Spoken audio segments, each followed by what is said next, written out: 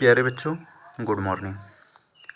पिछले video lecture में हम लोग दो अवयवों का गुणा कैसे किया जाता है, कब गुणा संभव होता है, कब संभव नहीं होता है, ये पढ़ चुके हैं। और आज की वीडियो में हम आपको आव्यूह गुणन क्रिया के गुण के बारे में बताएंगे कि आव्यूह गुणन क्रिया किस किस की प्रॉपर्टी को फॉलो करती है। ठीक है, तो सबसे पहला नियम जो होता है इसका, सबसे पहला नियम होता है क्रम विनिमय नियम। ठीक है, सबसे पहला नियम क्रम विनिमय नियम।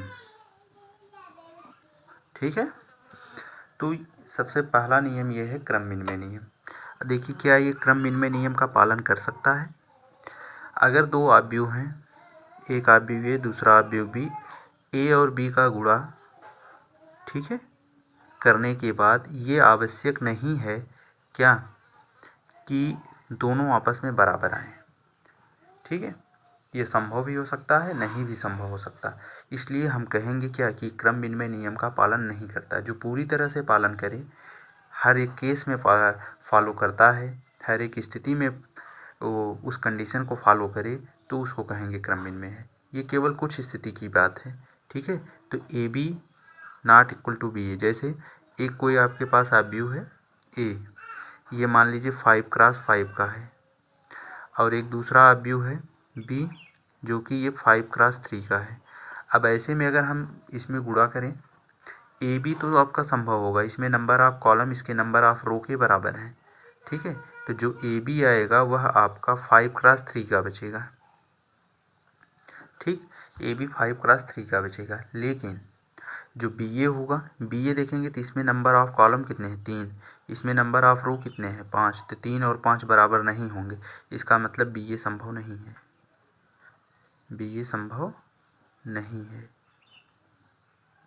तो एक चीज़ तो देख ही लिए, ए बी संभव था, बी ए संभव नहीं है, इसका मतलब A B not equal to B A. इसका मतलब हम कह सकते हैं गुणन की क्रिया में ये जो होता है क्रम विनिमय नियम का पालन नहीं करता है। ठीक है, ये बात आपको विशेष ध्यान देनी है। देखिए, जो दूसरा नियम है इसका, दूसरा नियम है साहचर्य नियम। साहचर्य नियम, साहचर्य नियम। देखिए, साहचर्य नियम क्या होता है? साहचर्य नियम ये है कि आपके पास 3 आव्यूह हैं, ये साहचर्य नियम का पालन करता है। तो यहाँ पे मान लीजिए एक आव्यूह ए बी और सी, 3 आव्यूह हैं। तो ऐसे में साहचर्य नियम क्या कहता है कि ए बी फिर ए सी, पहले ए बी का मल्टीप्लाई कर लीजिए सी के साथ करिए, किसके बराबर होगा? पहले ए का बी सी का करके तब ए के साथ करिए। तो ए बी पहले हो, यहाँ ए बी करने के बाद तब सी के साथ, यहाँ बी सी करने के बाद तब ए के साथ मल्टीप्लाई करेंगे, तो देखेंगे आपस में क्या आता है? बराबर आता है। इसका मतलब ये साहचर्य नियम का पालन करता है। ठीक है, ये क्रम विनिमय नियम का पालन नहीं करता, लेकिन साहचर्य नियम का पालन करता है। इस बात का आप ध्यान रखेंगे। ठीक है, और अगला जो है आपका वह है वितरण नियम। तीसरा, वितरण नियम। देखिए, वितरण नियम क्या होता है? वितरण नियम ये है कि यहाँ पे चीज़ें डिस्ट्रीब्यूट होती हैं, बट जाती हैं। जैसे एक 3 आव्यूह हैं आपके पास, तो ए बाहर है और बी प्लस सी ये है। 2 आव्यूहों को जोड़ा गया है, बाहर ए है। तो यहाँ उसी तरह काम करता है जैसे हम लोग गुणा करते हैं। तो ये देखिए, यहाँ लेफ्ट साइड है तो इसकी लेफ्ट साइड ही ले जाके गुणा करिए ए बी, ये इसके इसमें ले जाके गुणा करिए ए सी। हाँ, इस बात का ध्यान रखिए कि जैसे ये इसकी बाएं साइड है, तो देखिए बी के भी बाएं साइड है, यहाँ देखिए सी के भी ये बाएं साइड है, सी के भी यहाँ बाएं साइड है। ऐसा नहीं है कि जैसे हम लोग गुणा करते हैं ये है 2 और ये 3 + 5, तो यहाँ हम लोग ऐसे भी लिख सकते हैं 2 × 3 धन 2 × 5, या इसी चीज़ को ऐसे भी लिख सकते हैं 3 × 2 धन 5 × 2। ठीक है, ऐसा भी लिख सकते हैं। तो ये तो इस केस में फॉलो करेगा अंकगणित में। ठीक है, अंकगणित वाले केस में ये कंडीशन फॉलो करता है कि 2 है, ब्रैकेट्स में 3 + 5 है, तो इसको इसके साथ ले गए, इसको इसके साथ ले गए, लेकिन आर्डर का ध्यान नहीं दिया जाता। चाहे 2 पहले लिखिए चाहे 3 पहले लिखिए। जैसे देखिए इसमें 2 पहले है, इसमें भी 2 पहले है 5 से, लेकिन इसमें 2 2 दोनों बाद में, लेकिन मल्टीप्लाई करने के बाद वैल्यू सेम आती है। ठीक, लेकिन यहाँ पे ऐसा नहीं है। यहाँ क्या होगा, अगर ये इसकी लेफ़्ट साइड है तो यहाँ लेफ़्ट साइड ही होगा, राइट साइड करेंगे तो कंडीशन फॉलो नहीं करेगा। वितरण नियम ये कहता है कि अगर ये इसकी लेफ़्ट साइड है तो इसमें मल्टीप्लाई कर रहे हैं तो लेफ़्ट साइड ही रखिए। ठीक है, ये होता है वितरण नियम आपस में। और एक होता है निसरण नियम, चौथा आपके पास जो है ये है निसरण नियम। निसरण नियम देखिए, निसरण नियम क्या है, कैंसिलेशन लॉ, कि हम लोग कैंसिल कब कर सकते हैं आव्यूहों को आपस में। ठीक है, तो 2 आव्यूहों को आपस में कैंसिल तब कर सकते हैं कि जब आपका जैसे ए बी बराबर ए सी है। अगर ए बी बराबर ए सी है तो ऐसे में देखिए ये इसकी किस साइड है, लेफ़्ट साइड। यहाँ भी ये इसकी किस साइड है, लेफ़्ट साइड। तो यहाँ हम कह सकते हैं कि बी बराबर सी, इसको और इसको कैंसिल कर सकते हैं। लेकिन ये कौन सा कैंसिल होगा, लेफ़्ट कैंसिलेशन लॉ है। ठीक है, बाएं साइड से कर रहे हो तो ये लेफ़्ट कैंसिलेशन लॉ है। राइट साइड से करेंगे, ठीक है, अगर ये इस साइड होता तो राइट कैंसिलेशन लॉ होता है। ठीक है, तो ये है आपका गुणन की गुण। ठीक है, कि जो आव्यूह हम लोग गुणा किए थे उसके गुण क्या क्या हैं। क्रम विनिमय नियम का पालन नहीं करता, साहचर्य नियम का पालन करता है, वितरण नियम और ये निसरण नियम। ठीक है, तो इतने इसके गुण हैं। अब आगे आपको एक्सरसाइज सॉल्व करनी है। ठीक है, पहली एक्सरसाइज हम इसकी सॉल्व करवा दिए थे आव्यूह की, अब दूसरी एक्सरसाइज आपको सॉल्व करना है। ठीक है, तो आइए आपको हम एक्सरसाइज सॉल्व करवाते हैं। ठीक है, देखते हैं कि एक्सरसाइज में कौन कौन से क्वेश्चन हैं। देखिए, ये आपकी एक्सरसाइज है।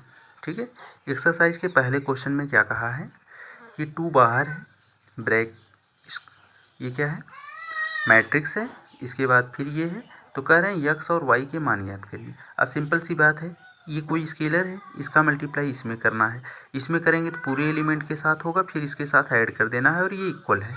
तो ये पीछे हम आपको बताए हैं। आइए एक क्वेश्चन आपको करके दिखा दे रहे हैं। पहला क्वेश्चन, ठीक है, कि ये 2 का मल्टीप्लाई अंदर करवाइए तो पूरा ये चेंज हो गया, कितना हो गया 2x, ये 10 हो गया, ये 14 हो गया, ये कितना हो गया 2y माइनस 6 हो गया। ठीक है, ये 2x, ये 10, ये 14, ये 2 का मल्टीप्लाई इसमें पूरे एलिमेंट में हो गया 2y माइनस 6। प्लस किसके साथ करना है, प्लस आपको करना है किसके साथ, प्लस यहाँ देखिए 3 है, -4 1 2, यहाँ लिख लेते हैं 3 -4 1 2 बराबर किसके है 7 6 15 और 14 के। ठीक है, अब ऐसे में आपको यक्स और वाई का मान बताना है। अब देखते चलिए आप यक्स और वाई का मान कैसे निकलेगा।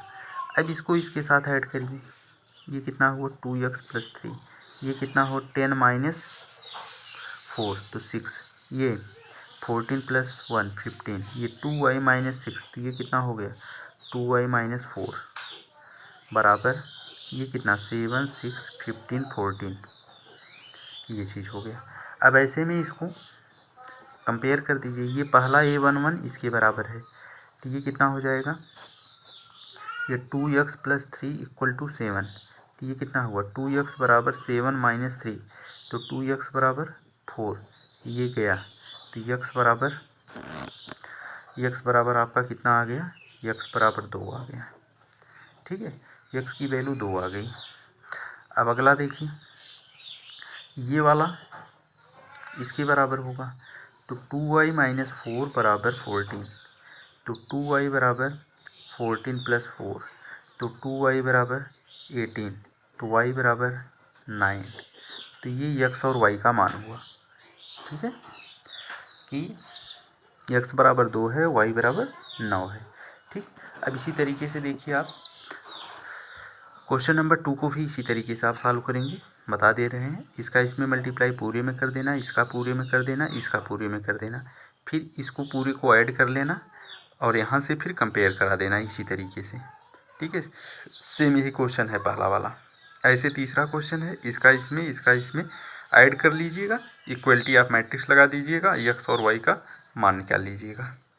अब यहाँ पे है चौथा क्वेश्चन, इसको भी सरल करना है, कुछ नहीं करना है, इसका मल्टीप्लाई इसमें, इसका इसमें और आपस में ऐड कर लीजिएगा। ठीक है, जो आएगा वही इसकी वैल्यू हो जाएगी। तो क्वेश्चन नंबर 4 तक आज इसमें कवर कर लिए हैं। ठीक है, और बाकी का क्वेश्चन आप लोग लगाइएगा। ठीक है, तो आज की वीडियो लेक्चर में बस इतना है। ठीक है, और जो क्वेश्चन आपको नया आए आप उसको पूछ सकते हैं। ठीक है, थैंक यू सो मच।